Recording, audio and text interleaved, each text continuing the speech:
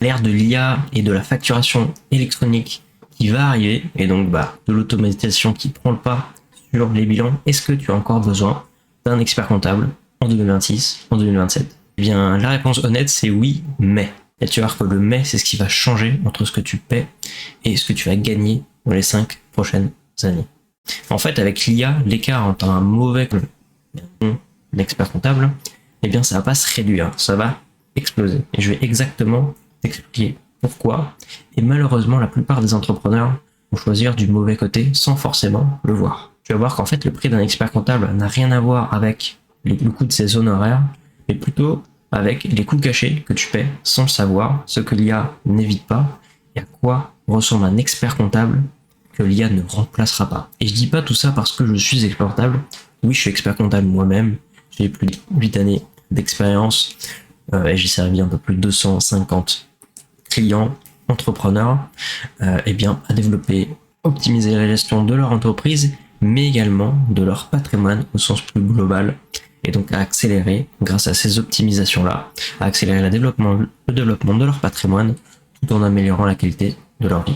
Et donc voilà, je dis ça pas pour me sauver mon métier, je dis ça parce que on a vraiment une réelle valeur ajoutée que l'on peut apporter, et je dis ça vraiment pour les entrepreneurs qui ne le voient pas et qui font le mauvais choix, parce que ça peut vraiment faire une grande différence entre la survie et la croissance d'une entreprise. On va commencer maintenant avec le prix d'un côté, les honoraires d'un expert comptable, avec à côté le coût réel. Parce qu'en fait, tu vas comparer, quand tu cherches un expert comptable, tu vas comparer les honoraires, mais forcément, tu peux pas forcément voir le coût réel d'un expert comptable. Et c'est quoi en fait le coût réel d'un expert comptable? À la base déjà, dans le coût réel, ok, on peut prendre en compte les honoraires bien évidemment, et c'est ce que tu fais quand tu te dis voilà, tu as besoin d'un expert comptable, ou que tu veux changer d'un expert comptable, parce que tu as eu une mauvaise expérience.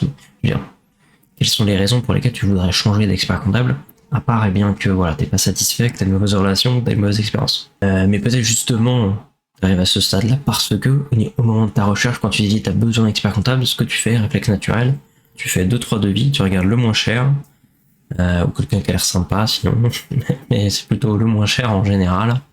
Et du coup, voilà, l'IA, ça va renforcer ce réflexe-là, la machine fait le job, on baisse les honoraires à payer sur ce poste-là.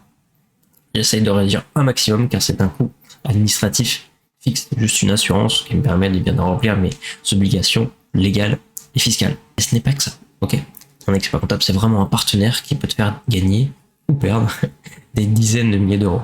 Oui, ça va dans les deux sens. Mais à la base, ça tu le vois pas parce que tu regardes seulement les honoraires. Parce qu'en réalité, je peux te dire qu'un bon expert comptable, tu le paies pour ce qu'il anticipe et ce qu'il t'évite. Ok? Et tout le stress derrière, finalement, qui n'est plus là, qui disparaît. Le stress est bien lié aux déclarations, notamment, toutes les relances que tu peux recevoir, des différents organismes de l'URSSAF, des impôts, notamment, mais également des pénalités que tu pourrais payer, de l'augmentation de toutes les charges fiscales et sociales. Donc en réalité, l'équation du coût réel, ce sont les honoraires plus les coûts cachés, moins les bénéfices générés. Tu vois ? Le premier chiffre, justement, c'est celui qui apparaît, ce sont ces honoraires, tu le vois, mais les deux autres, tu vas pas forcément les voir, en tout cas pas tout de suite. Et par expérience, ce que je peux te dire, c'est à partir de l'année 3, où là ça va commencer à diverger, tu vas commencer à ressentir la différence entre un bon expert comptable. Parce que première année, deuxième année, ça ne va pas encore. Troisième année, tu commences à voir, en fait, à savoir si c'est un bon ou mauvais expert comptable. Année 4 et 5, on n'est plus du tout sur le même niveau, sur le même monde, ok? Maintenant, on va voir justement concrètement c'est quoi ces coûts cachés. Je les ai classés en 4 familles. T'en payes certainement plusieurs aujourd'hui, sans forcément savoir. Alors, premier, c'est un coût caché, mais visible. Coût caché dans le sens, c'est le coût total de l'expert comptable, même si ceux-là derrière sont visibles, parce que tu peux les voir assez rapidement, après 1 ou 2 ans. C'est un petit peu la pointe de l'iceberg, c'est la face visible de l'iceberg, tout ce qui va être justement relance, URSSAF, mise en demeure, intérêt, redressement. Okay. Pour des mauvaises déclarations ou des déclarations en retard, ça sent souvent être ça. Deuxième coup, plus délicat, plus compliqué déjà à voir, j'appelle ça les coûts opérationnels, c'est où les comptes finalement, ils sont faux. Ils représentent pas tout à fait la réalité, il peut y avoir des écarts. Ça va dépendre bien évidemment de ton volume de ton activité, mais dans certains cas, ça peut arriver. Parce que si un expert comptable, il n'est pas cher, il y a une raison. Aujourd'hui, cette partie-là, avec l'IA, ok, effectivement, ce genre d'erreur peut être complètement drastiquement réduite, parce que voilà, il y a quelques années, eh bien voilà, il y avait beaucoup de travail manuel. Si ça se réduit avec tous les logiciels, et avec l'IA, ça se réduit encore plus. Donc, ces coûts cachés-là vont quand même réduire. Mais en fait, les coûts cachés, derrière des comptes qui ne sont pas corrects, qui ne représentent pas la réalité économique, eh bien, ce sont des décisions stratégiques que toi, tu vas prendre basées sur ces chiffres-là, alors que ça ne reflète pas finalement la réalité, eh bien, de ce qui s'est passé dans l'année, de vraiment la situation de ton entreprise. Et derrière, tu peux prendre des décisions comme l'embauche d'un salarié, comme un gros investissement, en pensant par exemple que tu as de la marge, alors que finalement, ce n'est pas si évident que ça, et que derrière, si tu as une baisse un petit peu d'activité, tu vas te retrouver vraiment très très short au niveau de trésorerie. Donc ça, ça se chiffre finalement sur les mauvaises décisions, parce que, eh bien, il manquait certaines informations dans les comptes, en tout cas qu'il t'a communiqué, dans la façon qu'il t'a communiqué, ou il t'a pas précisé aussi, peut-être de faire attention sur certains éléments, et du coup ça se chiffre en mauvaise décision, et là ça chiffre directement des milliers d'euros. Troisième famille, les opportunités, et ça c'est certainement le plus gros. Ça c'est quoi? Ce sont globalement tout ce qui va être dispositif jamais identifié, ou en tout cas voilà, qui n'a pas pris le temps de te partager, de te dire que toi tiens tu as le droit à ça, ça pourrait te faire rapporter voilà, quelques milliers d'euros en crédit d'impôt par exemple. Donc ça peut être, il y a des choses comme eh bien un statut GUI, crédit d'impôt recherche, crédit d'impôt mécénat, c'est plus petit, mais les deux premiers que j'ai dit, ça peut être intéressant, assez important. Restructuration de tes sociétés, que ce soit avec la mise en place d'une holding, gestion d'un groupe de sociétés, bon, et bien détachant de sociétés au personnel avec de branches d'activité par exemple. Enfin, voilà, je donne des exemples comme ça, mais il y en a d'autres. Intégration fiscale, etc. Il y a pas mal de choses qui fait que là-dessus, il y a beaucoup de choses où tu perds des opportunités. Et je suis sûr que tu t'es retrouvé aussi dans un cas où justement tu vas lui demander, c'est le contraire. Lui, il va pas revenir vers toi de manière proactive. Tu vas lui dire, j'ai quelqu'un dans mon entourage qui m'a parlé de tel dispositif. J'aurais pas le droit à ça, moi. Et ça, c'est le genre de truc qui t'énerve, qui t'agace. Je sais ça. Donc voilà, je suis de l'autre côté, je vois les choses et je sais que ça, c'est le genre de choses qui agace les clients. Nous, en fait, vraiment, on essaie de faire l'inverse de ça. Parce qu'un expert comptable qui n'est pas cher, je veux dire une fourchette de prix, 50 euros, 80 euros, 100 euros par mois, il n'a pas le temps ni le recul pour les détecter sur ton dossier. Alors, il fait la compta, il sort au bilan, il s'arrête là, et c'est tout.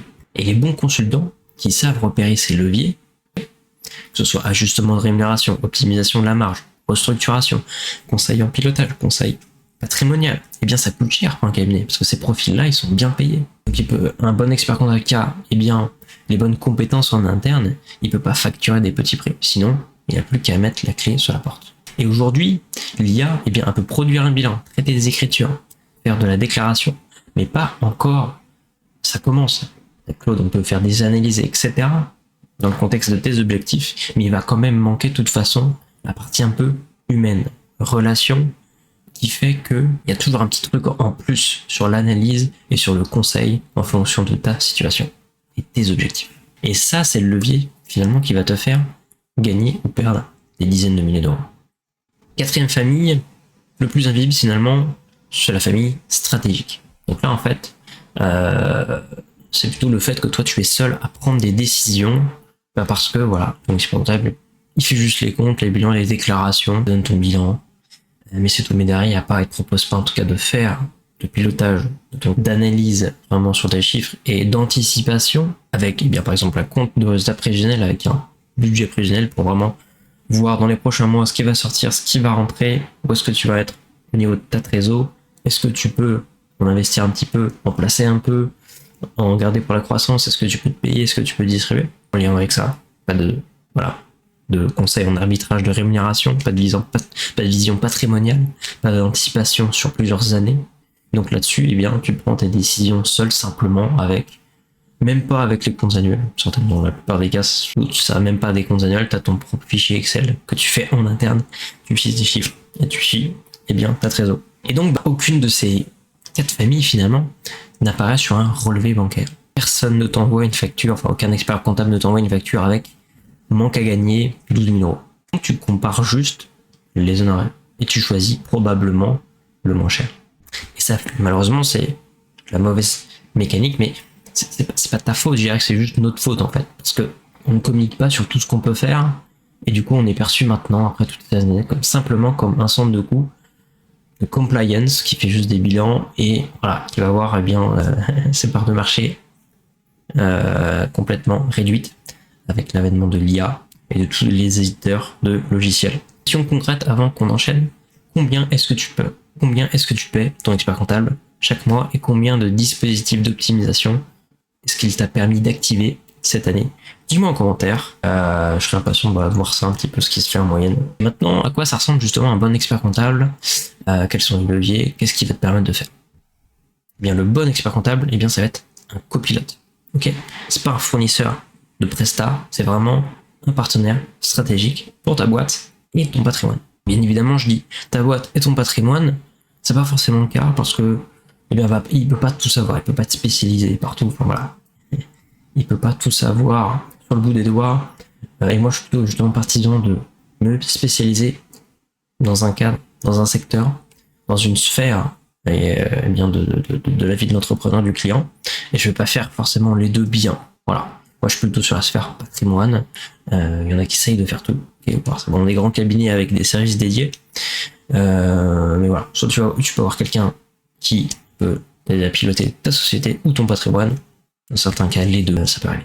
Dimension 1, la partie pilotage pro. On l'a vu un petit peu dans les opportunités. Donc là, bon bah voilà, c'est tout ce qui est lié finalement à ta société. Structuration, à la fois fiscale et financière. Hein. Structuration, optimisation fiscale, vision groupe, création de société, activation de conventions juridiques, et bien voilà, pour optimiser et surtout te sécuriser aussi au niveau de l'organisation de ton groupe. Donc ça derrière, ça peut setup quoi? Et bien derrière une opportunité éventuellement pour plus tard vendre une activité en particulier, bien la valoriser, et derrière optimiser fiscalement la sortie. Ça, c'est le genre de choses qui est très intéressante. Et puis après, bon, bien évidemment, pilotage pro, dans le concret, il peut y avoir un accompagnement régulier sur comment piloter et bien ressortir des indicateurs et piloter vraiment ta boîte, une meilleure gestion avec une bonne vision financière et des chiffres qui vont vraiment t'aider à avancer et à prendre les bonnes décisions.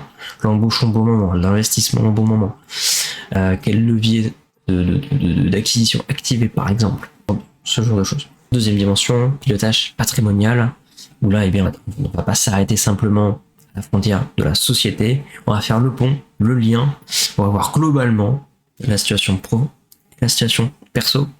Derrière, ça aide eh bien, à aborder des sujets comme l'arbitrage de la rémunération, stratégie de rémunération, stratégie de capitalisation aussi, via une société, une holding, préparation à la transmission, parce que toi, en tant que personne physique, eh bien, tu pilotes ta boîte, tu pilotes ton patrimoine. L'expert comptable, ben voilà, finalement, il a les compétences pour être dans les deux cockpits. Même si, encore une fois, il peut pas être spécialisé dans les deux, mais si c'est le cas, il peut t'aiguiller vers quelqu'un qui pourra aller plus en détail dans un des deux secteurs, tu vois. Dimension 3, sérénité. Ça, c'est important. Ça peut être fait, voilà, assez rapidement, assez facilement.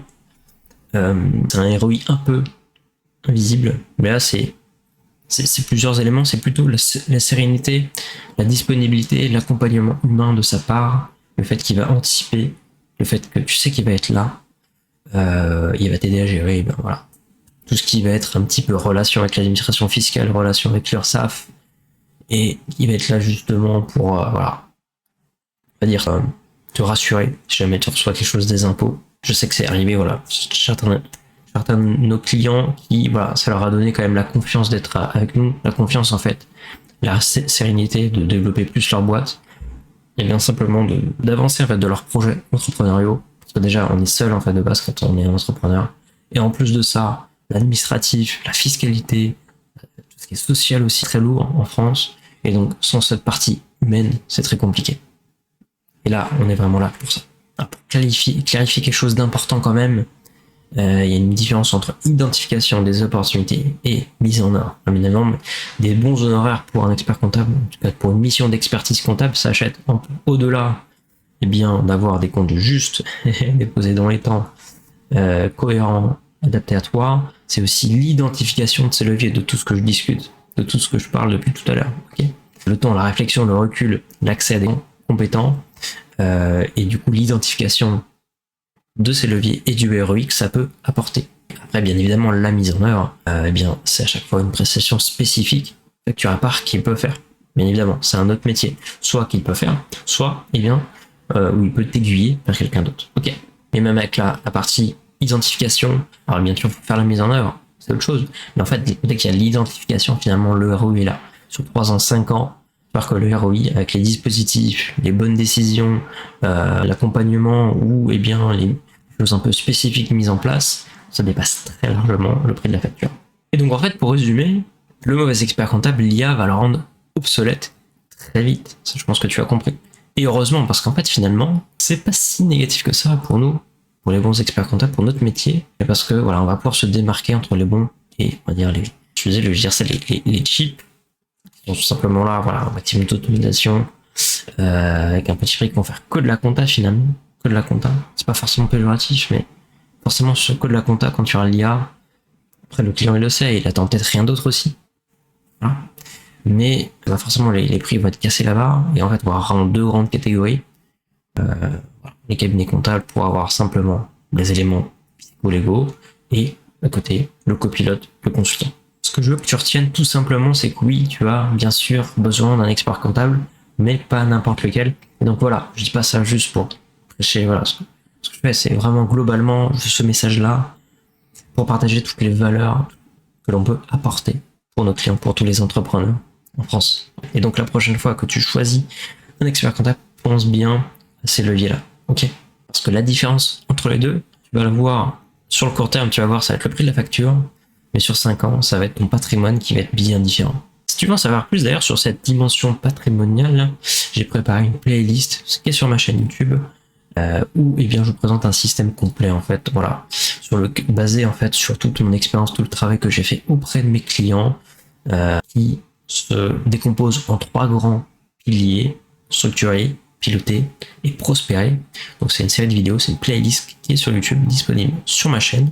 Je te mets le lien, et là, donc en gros là, ça reprend comment activer vraiment tous les dispositifs pour toi, de base, pour déjà de base réduire au maximum ta charge fiscale et sociale, mieux gérer ta rémunération, identifier les fuites qui aujourd'hui te coûtent cher sans forcément que tu le vois, et derrière comment utiliser tous ces leviers-là pour augmenter tout ce que tu vas investir, épargner pour eh bien, la capitalisation de ton patrimoine sur le long terme.